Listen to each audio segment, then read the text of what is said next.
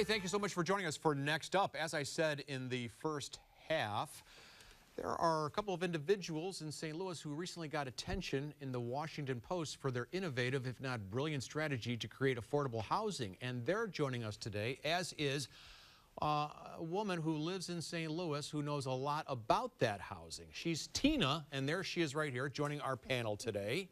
We also have Donna Smith and her husband, Howard Smith, who were profiled in the Washington Post for using new market tax credits to create affordable housing, something that many people in this industry said could never be done. But now, thanks to the Smiths and others like Tina, it's happening in 30 cities across the country. Really good news, especially since we need affordable housing.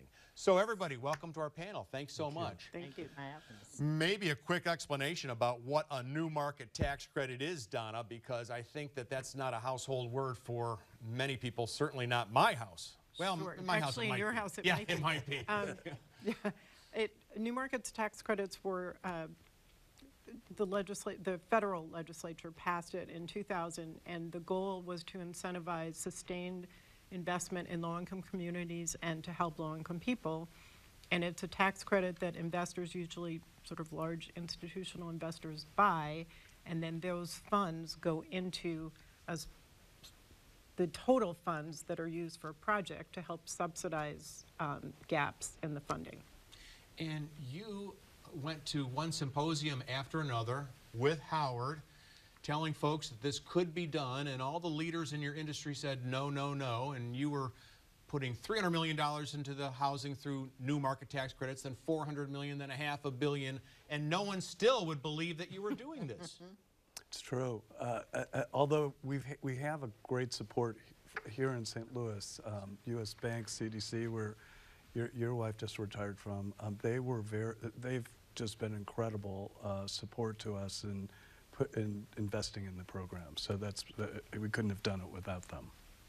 And now you work with Habitat for Humanity as well, right? I mean, so like the home that Tina lives in, yes. Tina helped build it. Yes. Is that correct? And yes, correct. So this is a partnership between your financial idea and the traditional Habitat for Humanity? That's the way it started. And then it's now expanded to a group of other affordable housing builders, for sale affordable housing builders around the country. NeighborWorks, Housing Partnership Network out of Boston, and Donna, the Housing Development Investment Trust. National Housing Trust. National Housing Trust. Okay. And Tina, in your neighborhood, Jeff Vanderloo, you're seeing more and more homes coming up out of the ground thanks to this program. Yes, and it's wonderful to see other people just enthused about building their own houses, you know. Then we are volunteer to help them to build their home. You know, that's how you get a community started, you know, because you know your neighbor, you know, by helping out, you know. So it's like when we hear about another person building, oh, can we volunteer? Can we come in and help, you know, because it's a good feeling to build your own home, you know. Sure. Now, how much financial wherewithal does a person need to get into the program? Like if somebody said, hey, you know, I'd really like to help build a house and have my own home, be a homeowner, how much money do you need to get into the program? I didn't need much. I just needed $1,000 and a little sweat and equity put into it. That's about it. And is that still true now? Like if people have like $1,000, they can get this opportunity? Yeah, or even less, yeah. I mean, it's the one thing about affordable housing, for sale affordable housing, is that the need is endless. And we have an endless pipeline and demand for what we provide.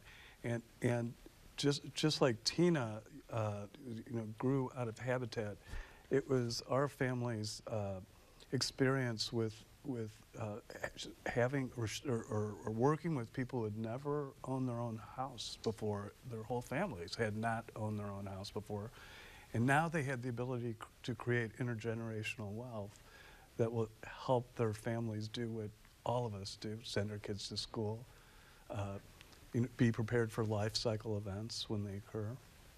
Everything we use the equity in our home for. Do you think it's better for a neighborhood to have homeowners as opposed to renters, with all due respect to renters? In my generation and what's coming up now, I'd rather see homeowners than renters because you're wasting a lot of money. I'd rather for you, like, if you have your home, you can pass it down to your child, to the next generation, and it's like a lot of tradition has been built in their home, like family reunions, you know, kids growing up, the next generation come up, you know, it's a lot of memories holding to them homes. You know, apartment buildings, we putting a lot of money in it, but when they told me what I put down for my home, it goes towards my mortgage, and that was a good thing, you know. My mortgage was lower than paying rent. If I was in an apartment building, I'd be paying more than what I'm paying the mortgage, so you come out better with it. And you've been in your home for like 14 years, is that what you're saying? Yes, yes, October the 16th. Okay, so you got in before the credits program came in. I'm trying to Before- think. before Our we first was started, yeah. 2008. It started in 2000, but the first home ownership was 2000. Now, do you have like a huge waiting list of people waiting to get into the program? Do people know about the program? Go ahead. Well, I was going to say, so there's sort of two pieces here. So one is the Habitat for Humanity piece. Right. The other is the other three national organizations we work with who have other members who are not necessarily Habitat affiliates, but are nonprofits working in the affordable home ownership development industry. So some of their models might be slightly different. So when you combine all of them, we have, you know, over 100 projects. We just look, like in our current pipeline, not only have we done like 500 million plus already, but we have over 100 new projects that would bring around 3,000 homes throughout the country to fruition, you know, assuming they all of those organizations were to get new markets. Well, 3,000 that's a lot of homes, Donna, but the Washington Post points out that it's still an eyedropper compared to what is needed because Absolutely. the need for affordable housing is so big. Huge. So what's the impediment? Are there just not enough of these new market tax credits out there that can be used to subsidize affordable housing? Yeah, that would be our answer. And go ahead, Don. Yeah, I agree with Howard. I mean, that's part of it. Part of it is that it's not, the program isn't permanent yet, so folks in the industry sometimes are a little nervous, like, about diving into something that's new or innovative, like what we do. So I think there's that, and then there's also just the aspect of what you had mentioned before about people are nervous about doing housing with new markets tax credits, even though we've done the model since 2008. true. Why the reluctance? You know, it's hard to figure out, and we've been at our conferences saying that the model we've all developed is not proprietary, and we'd like everybody to use it to float all boats. And we're very grateful to the Washington Post article because it's the most public, I guess, spotlight that we've had on our model since we've started. We don't know why.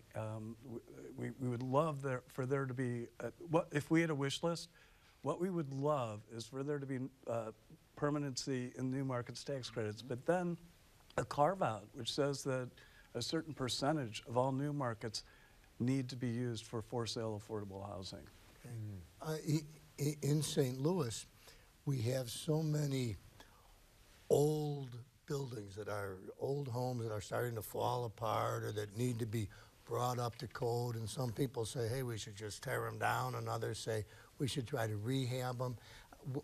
What are your thoughts on that, and do you help people like rehab old homes too, or do you start from the beginning? And Tina, was your home new or rehabbed? My home was new. It started from the foundation, built all the way up. And to me, by rebuilding these old homes, it's like slapping a bandage on it. And it's a lot of people don't know about this program. And when they find out about the program, like me, I didn't know nothing about it until my house flooded. And when someone whispered in my ear, we're calling Habitat for Humanity. They have a program going on. See, and there's a lot of people don't know about the program. And once they learn, then they sign up for it. And that's the best option, but it's a lot of buildings that's falling down, and you keep trying to rebuild it and rebuild because it's like over 100 years. You know, we need to build up new buildings. So your home started out as a vacant lot, or A was it vacant demolished? lot, a vacant lot. Okay. Now, is that a problem in St. Louis, that we don't have as many vacant lots as we have these old buildings? We haven't seen it be a problem in other cities we've worked in. And for instance, in Pittsburgh, we work with a not-for-profit affordable housing developer there to build for sale units. And what they'll do is build brand new construction, which have the larger margins, to help subsidize the lower margin homes that are going to be sold to below 80% AMI. And there's strategies like that that are employed by the higher performing not-for-profits around the country that we've learned from. We don't have a lot of those developers in our city, and we could always use more. And part of it is just because we have great rental producers, great affordable housing rental producers here, and that's really been the sway of the momentum. And we couldn't, we couldn't exist without those people as well.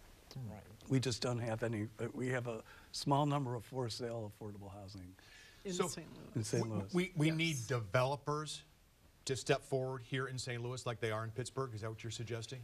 But Yeah.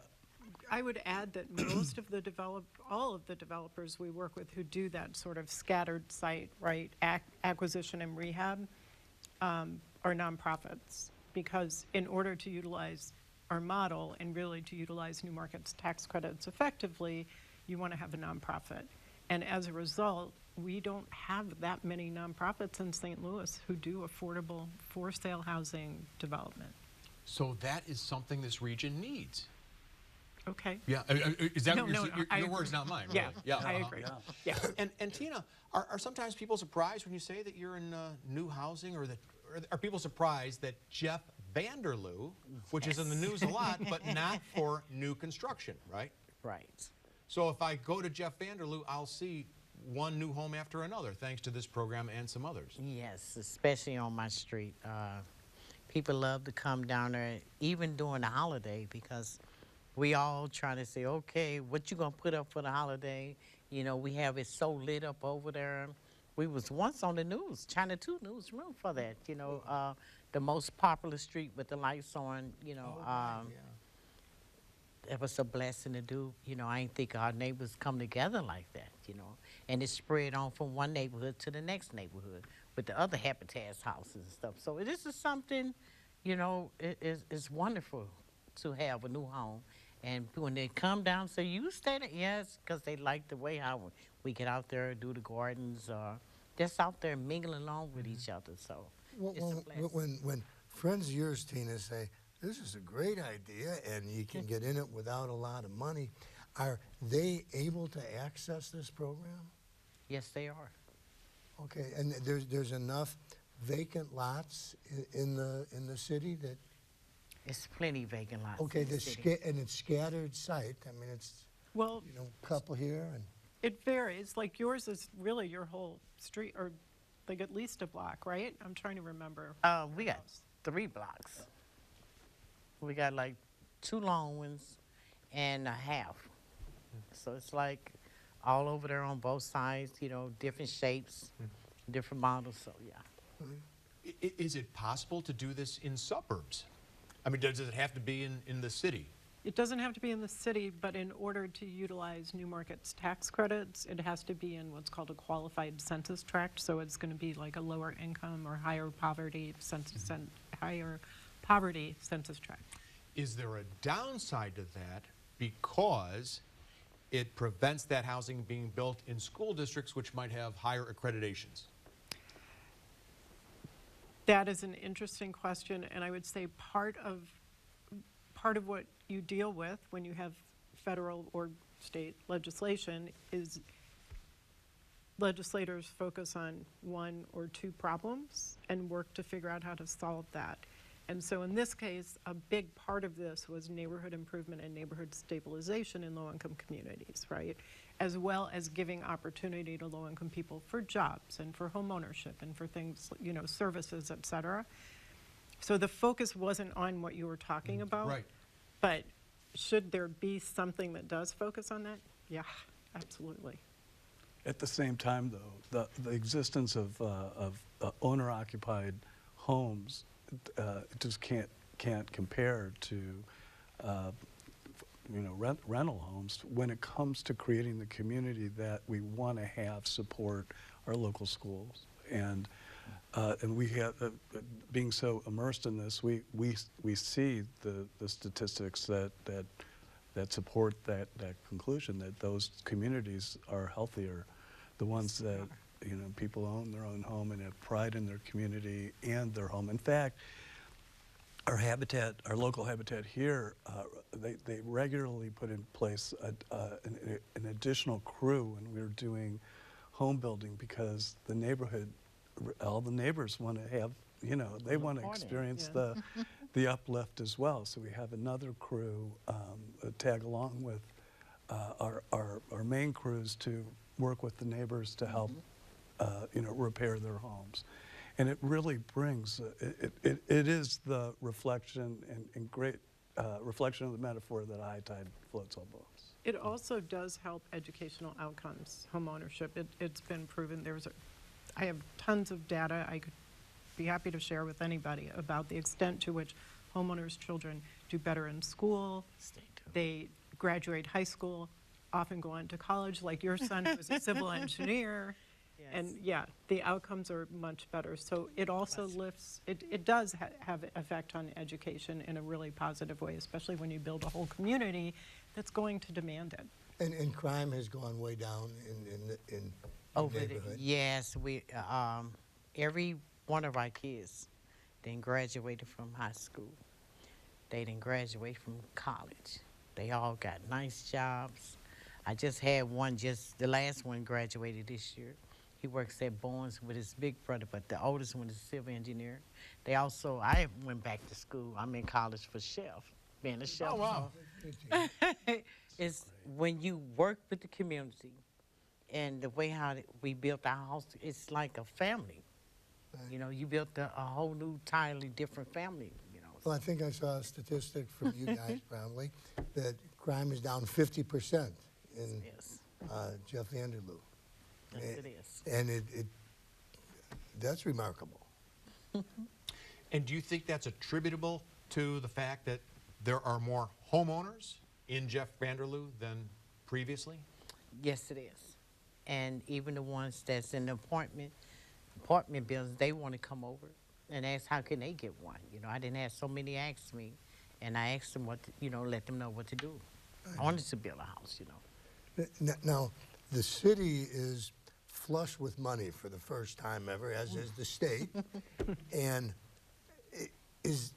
with a program like yours that seems to be working and doing so well, has the city or the state said, hey, we'd like to help and really just push this thing ahead hard? Yeah, we're working with the city right now, and they've been great. And we've been working with them way before the Washington Post article came out to do the things that we've been talking about. So we're really excited about it, about working in St. Louis. We've only worked in St. Louis with our local habitat, and they're sort of our local laboratory, and we try out new sorts of things with them. We've done 7 transactions with our local habitat, more than any other. But now we're working with the city, and we're trying to put in place an evergreen loan fund that will be evergreen, and it's based on our model and then one we develop for Habitat to help them out with some unintentional consequences from Dodd-Frank. So we'll leave it at that, especially with short time period to discuss it. Are there plenty of investors in the new markets tax credits? There are, again, for home ownership, U.S. Bank, CDC has been our partner in all but I think one out of many, hundreds of transactions we've done. And we are gradually chipping away at other investors feeling more comfortable. It's the same question you started with at the beginning. You know, it's new, it's different, it's scary. And we do need some sort of nonprofit to also, in addition to Habitat for Humanity, to help lead the way in St. Louis. So all over the country, 30 cities, you're doing this, probably with a lot of not-for-profits, because that's what the new markets tax credit legislation requires. Right. Any possibility of any of those 501c3s expanding to St. Louis? I think we have the talent here to grow that I think so, those skill sets. We just haven't.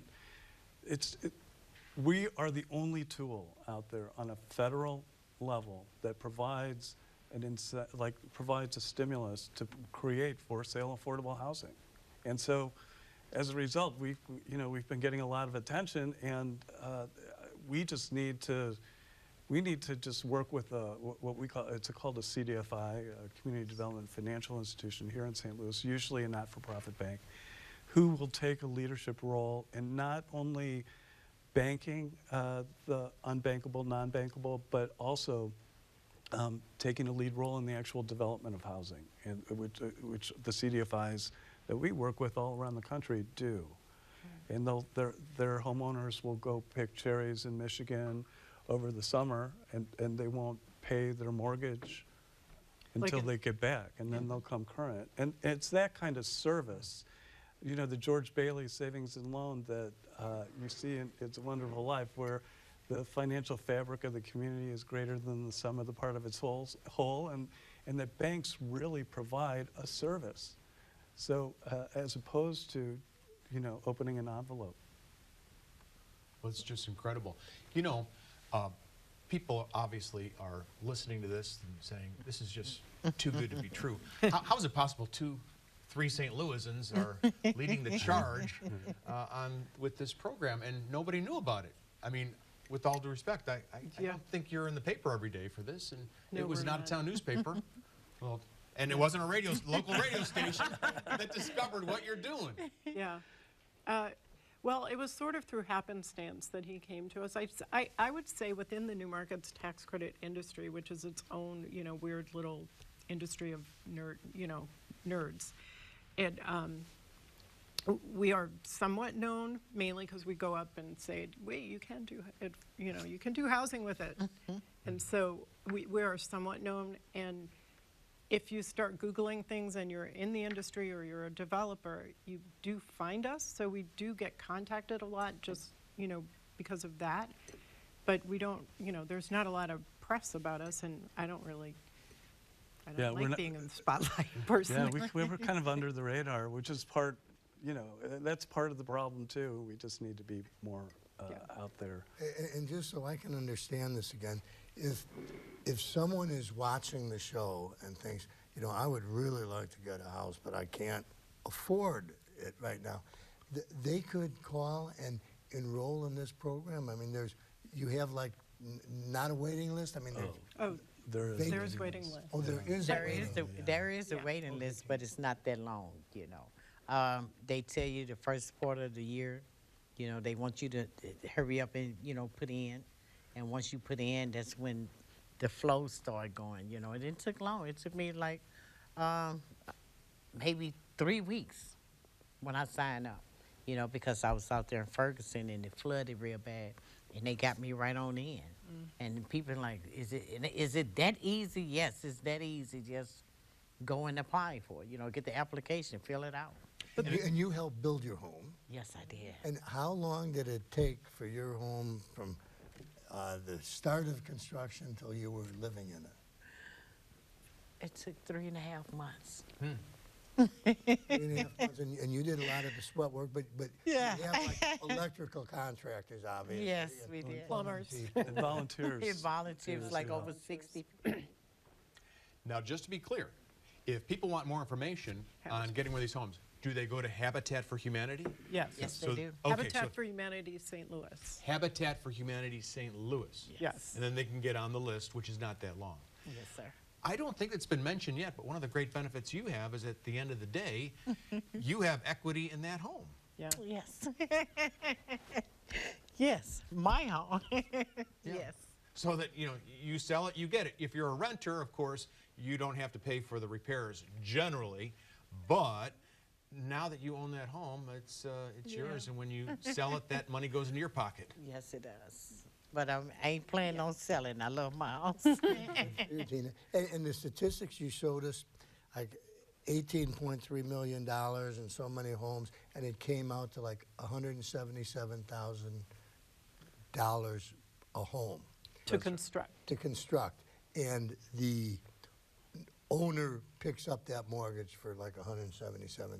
Well, the purchase price changes throughout the years, but one thing that we do want to point out is that the most of the labor in a Habitat home is by volunteers, even when the trades come in. So Habitat's able to get to those lower you know, costs by having volunteers, but that plays a dual role because, you know, had we not been involved with Habitat to work with somebody to build their home, we wouldn't have learned about the issues about the lack of for sale affordable housing, and that we're all in this community together, and we're all neighbors, and so by working in the same community, we become that much closer on those levels. So it plays two roles, and it's not unusual for that to occur. Unfortunately, the unforgiving clock says we have to thank you for your time and hope you can join us again sometime in the future. Thank you. Tina, thank you so much. Donna, Thank you. Howard, appreciate you. all the work you're doing. This is very exciting. Thank you so much. Thanks so much. Thank you so much. And by the way, if you follow us on Twitter, you can also get a connection to that song for the Trudy Bush campaign that we mentioned earlier in the broadcast. Thank you very so much. Have a great week.